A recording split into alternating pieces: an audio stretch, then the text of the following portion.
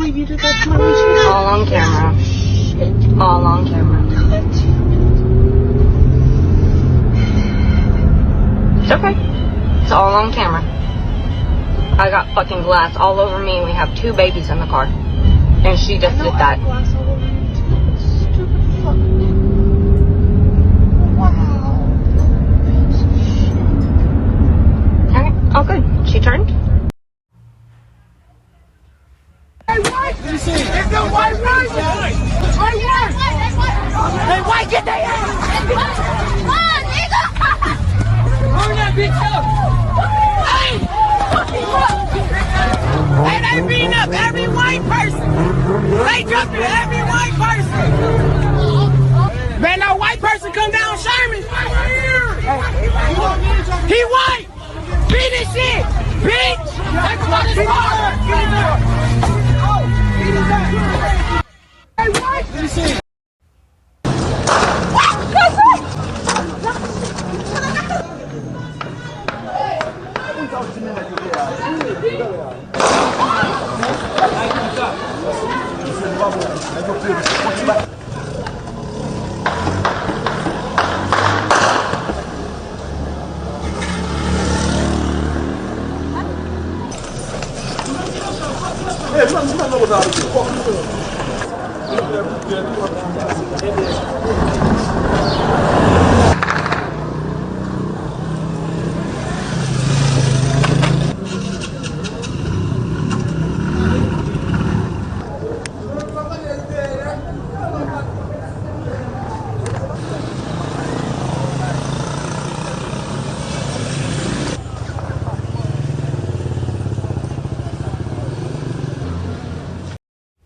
California, a man has been arrested and charged with murder and assault upon a child under 8 causing death. 24-year-old Sergio Cullen Gomez is accused of executing his girlfriend's 3-year-old son in front of her, shooting the child in the forehead from close range because the victim's mother would not confess to cheating on him. On February 20th, officers with the Santa Clara Police Department responded to a 911 call regarding a shooting at an apartment complex. The caller told the dispatcher that her boyfriend shot her baby. Gomez was arrested while walking down the sidewalk. Officers went to the apartment where they found 3-year-old Ivan Martinez Alvarado lying on his bed with what appeared to be a gunshot wound to the forehead. He was pronounced dead at the scene, and a handgun was recovered from the floor inside the room. Before the shooting, Gomez allegedly accused the victim's mother of cheating on him. Gomez is being held without bond, and if convicted of the charges, he faces life in prison.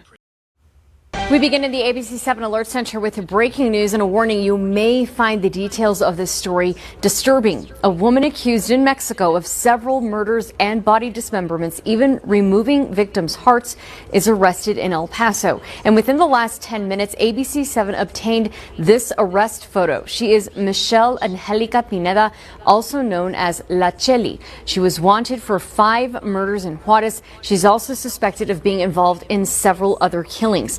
Investigators say she crossed illegally into the U.S. and was operating on behalf of the gang Artistas Asesinos, or assassin artists. The FBI says Pineda was known for extreme brutality, dismembering bodies, removing hearts, and placing the hearts in front of Santa Muerte statues.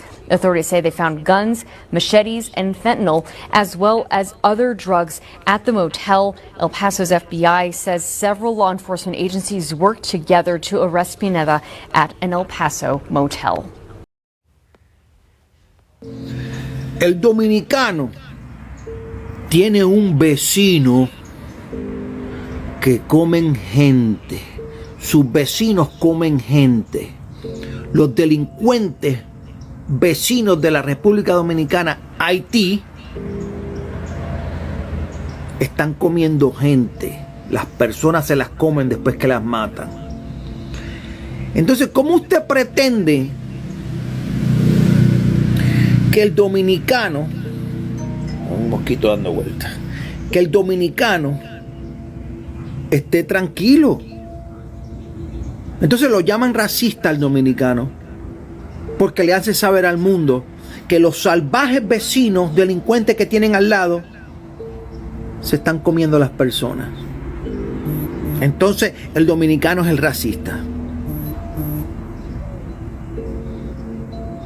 Esta mierda tiene que cambiar. A mí me han dicho racista 2 o 3 también, porque hablo de los delincuentes, pero defienden a los delincuentes, los estúpidos. Police say 8 students from Northeast High School were waiting for the bus on Rising Sun Avenue when they were shot. They say surveillance video shows a vehicle was waiting on the side of the Dunkin' Donuts. It's around 3 p.m. When the bus showed up, 3 suspects got out of that car and shot more than 30 times into the crowd, hitting those students. Now, they range in age from 15 to 17 years old. One student is in critical condition while the others are in stable condition at the hospital. Police say the 3 shooters escaped in a dark blue Hyundai Elantra with paper tags. All of them are wearing masks and were last seen going over Tookanny Creek Bridge. Police Commissioner Kevin Bethel's outraged by yet another shooting with several young victims. It's hard to sit here and see in 3 days that have 11 juveniles shot who are going and coming from school. The cowardly acts that we've seen over the last 3 days are unacceptable. The fact that we have this situation where I've talked about it multiple times. The downstream impact when we do not address gun violence, when we do not address guns, is what we see the death. The police And research, pedophilia is an unchangeable sexual orientation, just like, for example, heterosexuality. And most of us feel discomfort when we think about pedophiles. But just like pedophiles, we are not responsible for our feelings.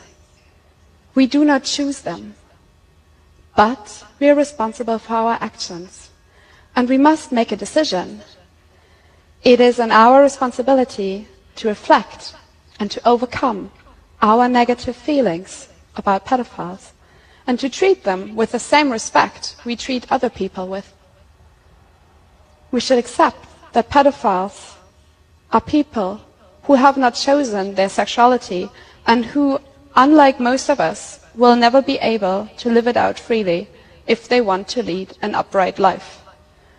We should accept that pedophilia is a sexual preference. To current research, pedophilia. What you mean you don't want this baby no more? Young lady, you 17 years old. This baby didn't choose to be here. You gotta understand, when you lay down and open your legs for these little boys and bring this baby into this world, this becomes your responsibility. All your life, it's over. You gotta do this stuff for her. You just can't give her up for adoption and say you don't want her no more. That's not how this life works, young lady. I'm your father. I'll help you out with the baby. But I'll be damned if you let this baby go and go give her up for adoption like that. You don't do that to your child. You gotta understand you can't have fun no more. You are adult now. Back in my day, when you had a baby at 16, 17, 15, you are adult now. So you gotta grow up. You just can't go out here and just say, oh, fuck it, I give up. You can't give up on this baby. This baby didn't choose to be here. This baby didn't choose to be here. And if the little father don't help, I got you. I got you. But I told you, when you first got pregnant, I said, once you had that baby, ain't no going back.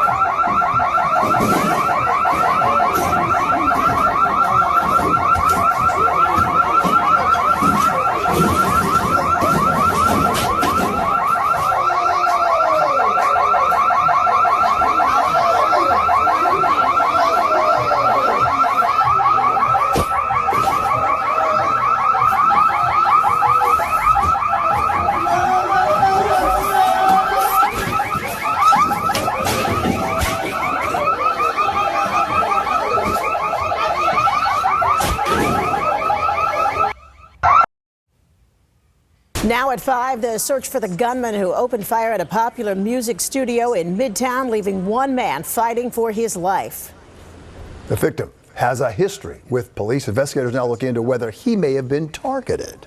Eyewitness News reporter Darla Miles live this evening at the scene with the very latest. Darla?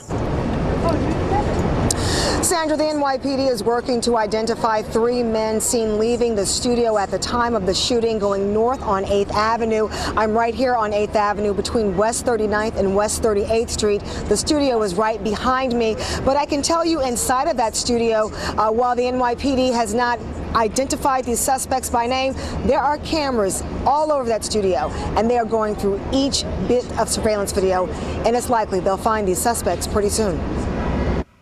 We just looked through the window. It's going to be a mess today. Okay. Nobody wants to go in. Nobody wants to go in there. All day Friday, NYPD officers spotted going in and out of this 12-story building, the unmarked door leading to a famous music rehearsal studio space where a 26-year-old man was shot in the head. There was something about this place that's kind of creepy to me. I never wanted to come in here. You know, I'm always in Jersey, my Jersey studio. So when I heard that this morning, I wasn't surprised. Surveillance video shows more than a dozen NYPD officers racing to the front door on 8th Avenue near West 39th just after 12:30 a.m., responding to 3 911 calls. And on the 11th floor, the 26-year-old shooting victim, who was quickly brought downstairs to a waiting ambulance and taken to Bellevue Hospital. It's a busy community, 8th Avenue. You know, things happen over here a lot of underground artists. Hilda man, they say, charged at them armed with a knife. This happened inside a Queens apartment during a family party. CBS 2's Zania Maldonado has the latest from Rego Park. Well, anytime an NYPD officer fires their weapon, the department conducts an internal use of force investigation to determine if the shooting is justified. So now that is underway following the dramatic incident that took place at the apartment complex behind me here along 62nd Avenue. I'm surprised to hear this kind of crime happen in this neighborhood. Friday night, just before 7, police say they received a 911 call for an assault during a family party at this complex building near 102nd Street and 62nd Avenue in Rego Park. Police say witnesses told investigators some kind of a dispute broke out at this family party where multiple children were present. According to police, surveillance video shows a woman leaving the apartment before officers arrive holding her stomach. Then a 46-year-old man is seen leaving the apartment armed with a knife. We see a female exit an apartment. She's holding her stomach. She's bleeding from the stomach. We see another male, a family member or a friend trying to hold the door. And then we see a male exit with the knife. After arriving to the apartment, as 4 officers were exiting a staircase, police say they encountered that man armed with the knife. They yelled at him to drop his weapon, but the man then allegedly charged at the officers. This is a picture of the knife investigators say they recovered at the scene. Police say a sergeant then discharged his taser while 2 officers fired approximately 4 shots at the 46-year-old, striking him. They began life-saving measures before he was taken to the hospital, where he was pronounced dead. Unbelievably shocking incident underground today as a man pushes a woman onto the tracks into the path of an oncoming train. Police say the crime was far from being random. Fox 5's Jessica Formoso joins us live right now from Lower Manhattan. Jess, what are police saying about the suspect tonight? Arthur, well, as we were coming on the air, police confirming to us that they have a person of interest in custody. And like you said, this was no random attack. This was domestic. The victim, authorities say, knew the person who shoved her. They're saying that it was her partner.